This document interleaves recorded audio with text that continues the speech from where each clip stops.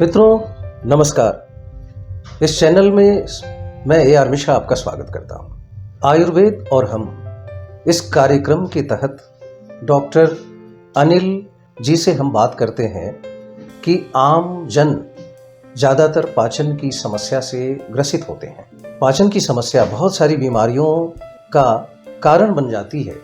तो आइए जानते हैं कि कैसे इसको आयुर्वेद के माध्यम से दूर किया जा सकता है, घरेलू उपचारों से कैसे इसे काबू किया जा सकता है। डॉक्टर साहब आपका बहुत बहुत स्वागत है। एक छोटा सा एक योग है आयुर्वेद का, उसे कहते हैं त्रिफला। त्रिफला में कॉन्स्टिपेशन है, कब्ज है, एसिडिटी है, बहुत सारे उदर रोग हैं, आँखों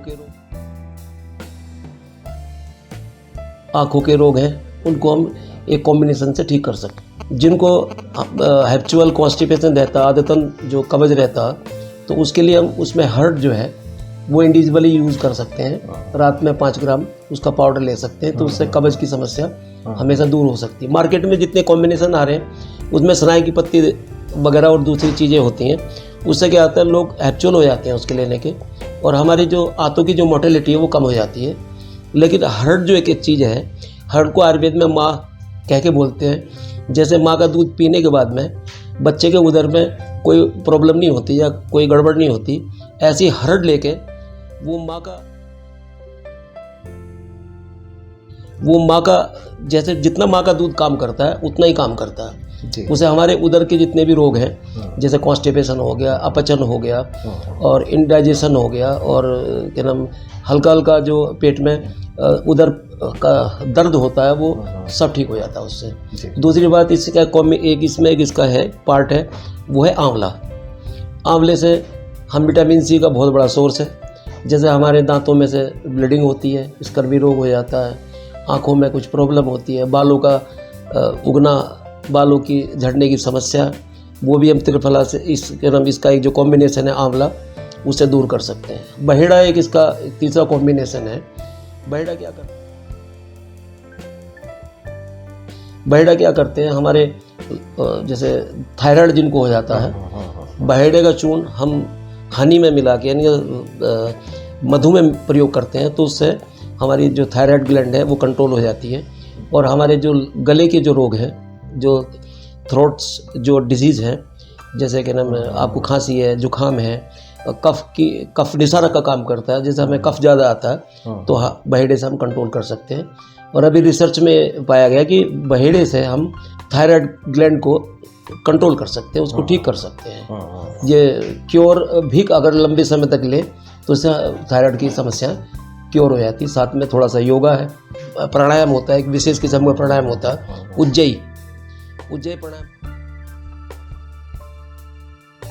उज्जयी प्राणायाम करके और इसका प्रयोग करके बहेड़े का, तो हम अपना थायराइड भी ठीक कर सकते हैं।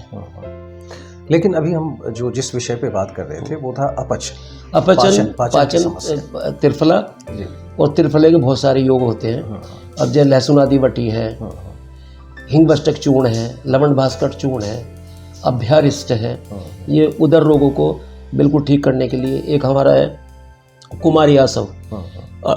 आयुर्वेद में जिसे हम क्लासिकल आयुर्वेद कहते हैं, शास्त्रीय आयुर्वेद कहते हैं, उसमें कॉम्बिनेशन है, पीने की दवाई है, उसका नाम है कुमारी आसव। कुमारी आसव अल्टीमेट है लीवर और हमारी जो आंत है, आंतों के जो रोग हैं, उदर रोग है, उनको ठीक करने के लिए। अपचन है, लीवर की प्रॉब्लम है, हेपेटाइटिस है। दूसरा आजकल हिपेटोमेगेलिया एक डिजीज़ होती है जिसमें तिल्ली और लीवर हमारे बढ़ जाते हैं, फैटी लीवर है, उसको हम ठीक कर सकते हैं इससे। साथ में अभ्यरिष्ट है। अभ्यरिष्ट से क्या, जिनको हैप्चुअल कॉन्स्टिपेशन होता है, इस शास्त्रीय योग से हम उसको लेने से ठीक कर सकते हैं। एसिडिटी कंट्रोल करने के लिए एबिपत्तिकर चूर्ण है, कामदूधा रस है, और साथ में हिंगवष्टक चूर्ण, उसको स्टिमुलेट करने के लिए हिंगवष्टक चूर्ण, हींग का कॉम्बिनेशन है, बहुत सारी स्पाइसेस है इसके अंदर, जड़ी बूटियाँ हैं, उससे हम गैस कंट्रोल कर सकते हैं। लवण भास्कर, उसमें बहुत सारे 5 किस्म के लवण होते हैं, उनसे हम जिनको भूख नहीं लगती, अनडाइजेशन होता है, हम उससे अपनी क्षुधा बढ़ा सकते हैं, भूख बढ़ा सकते हैं। और जो आंतों में पड़ा हुआ जो हमारा भोजन है, हम उसको डाइजेस्ट कर सकते हैं, उससे गल जाता है, गलन क्रिया यानी कि उसकी पाचन क्रिया शुरू हो जाती है। हाँ, हमारे इससे हमारा पाचन तंत्र जो है वो बिल्कुल क्योर हो जाता है। जी जी। घरेलू किन चीज़ों से हम इनको और ज़्यादा ठीक कर सकते हैं? जैसे अजवाइन है और हींग है। अजवाइन और हींग का प्रयोग बड़े वर्षों से हम करते हैं। अजवाइन से पेट का दर्द है, पेट में जो ऐंठन होती है हम हींग और अजवाइन से ठीक कर सकते हैं। घरों में जो हमारे जो फोर फादर्स वगैरह जो बुजुर्ग थे, दादी माँ के जो फार्मूले में होता था, जो हमारी ट्रेडिशनल जो चिकित्सक होती है, माताएं हैं, बहनें हैं, वो दादी हैं, वो क्या करती थी, अजवाइन, थोड़ा सा सेंधा नमक और थोड़ा सा हींग, उसके लेने से हमारे गैस, एसिडिटी सब ठीक हो जाते थे। उससे हमारा पाचन तंत्र दुरुस्त हो जाता है और जो पेट में ऐंठन और दर्द होते हैं वो ठीक हो जाता है जी। बाकी जिनको ज़्यादा लूज मोशन होते हैं या जो उनको दिक्कत आती है, जैसे बेल एक है, बेल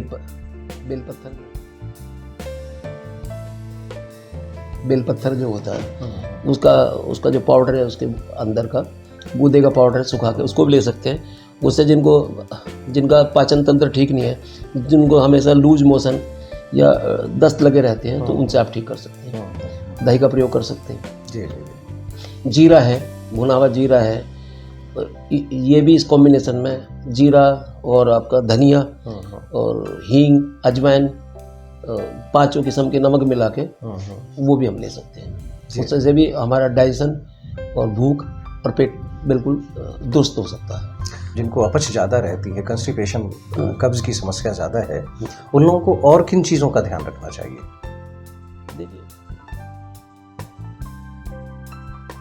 देखिए कब्ज हमारा जो होता है, फाइबर, भोजन हाँ कब लेना चाहिए? हमें फाइबर जो होते हैं ना, हम फाइबर नहीं ले पाते, जिससे पानी सोखने की जो क्षमता है वो कम हो जाती है।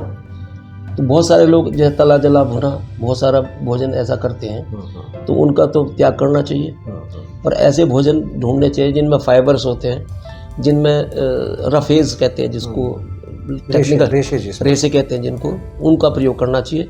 आंतों में खुश्की हो जाती है, पानी सोखने की क्षमता कम हो जाती है, तो इसलिए उनको कब्ज हो जाता है। तो खाने पीने में परिवर्तन करके, जिनमें फाइबर्स है, दलिया है,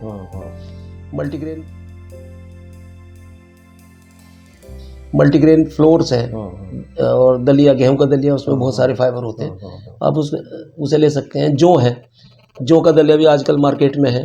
साथ में एक और बहुत अच्छी चीज़ आई है मार्केट में, उसे कहते हैं हम जई, ओट्स का प्रयोग कर सकते हैं। उससे भी कॉन्स्टिपेशन हमेशा के लिए समाप्त हो जाता है, वो भी फाइबर का एक बहुत बड़ा सोर्स है।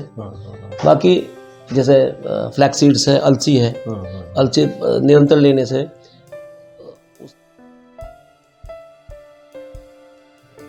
उसके अंदर भी फाइबर्स है, तो वो भी कब्ज को दूर करता है।